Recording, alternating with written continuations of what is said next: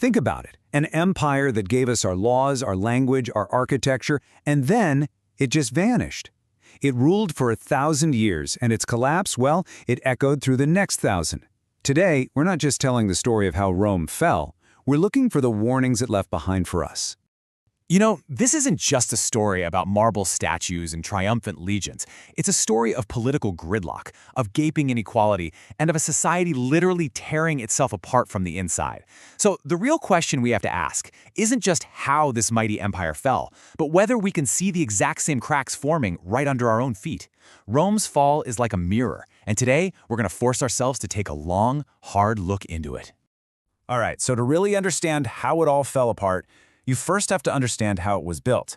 And Rome wasn't built on debate or diplomacy. Oh no, it was forged in battle by the most disciplined and, frankly, the most relentless fighting force the world had ever seen, the Roman legions.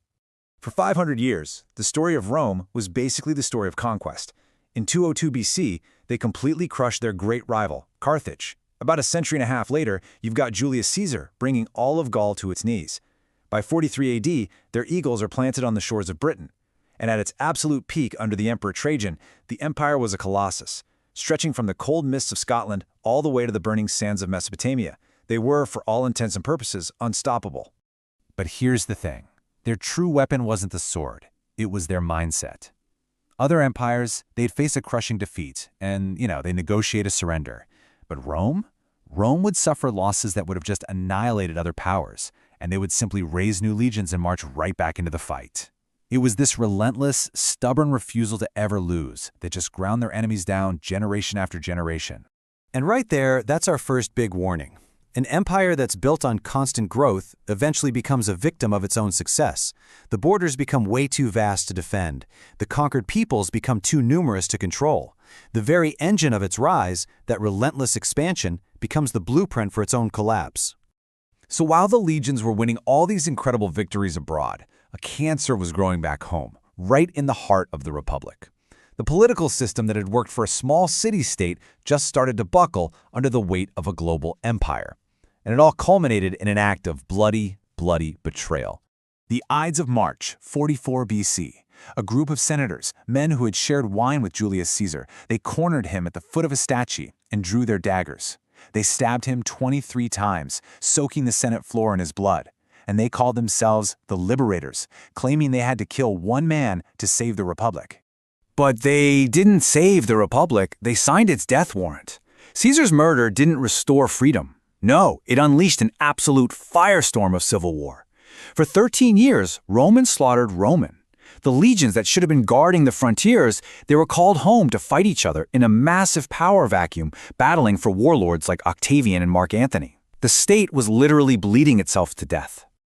The lesson here is just crystal clear. When your internal politics become a zero-sum game, when the fight for power at home becomes more important than facing the real threats from abroad, a nation is already on the path to collapse. An elite class that's at war with itself simply cannot defend a civilization. And you know what feeds that kind of political rot? Money. This political decay was fueled by a much deeper disease, an economic system built not on production, but on plunder. It was a system designed to funnel the wealth of a conquered world directly into the pockets of a tiny, powerful elite. I mean, the data itself tells a really chilling story. Economists measure inequality with something called the Gini coefficient. 0 is perfect equality, 1 is total inequality, where one person has everything. At its peak, the Roman Empire scored a 0.46. Now, to put that in perspective, that's a level of wealth concentration higher than in most modern Western nations today. So what does that actually look like? Well, put simply, the wealthiest 1% of Romans took home almost a fifth of the entire empire's income. A tiny handful of super-rich senators and governors built these sprawling villas and threw decadent parties, while millions of farmers and artisans were living right on the edge of starvation. There's a historian, Walter Scheidel, who just nails it. He wrote, "Political power was the engine of wealth." Think about that. You didn't become a senator because you were already rich. You became a senator to get rich by looting provinces, rigging contracts, and taking massive bribes. The government wasn't a public service, it was an extraction machine. And here is the brutal economic lesson from Rome.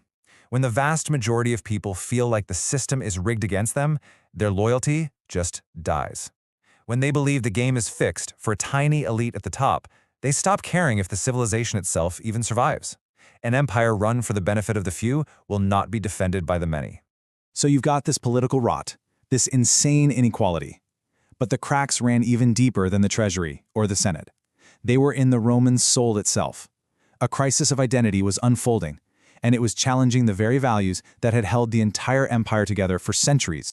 You see, for generations, to be Roman meant something very specific. It meant you followed the mas maiorum, the way of the ancestors. It was this unwritten code that demanded duty to the state, piety to the traditional gods, and absolute loyalty to the family, which was always headed by the patriarch.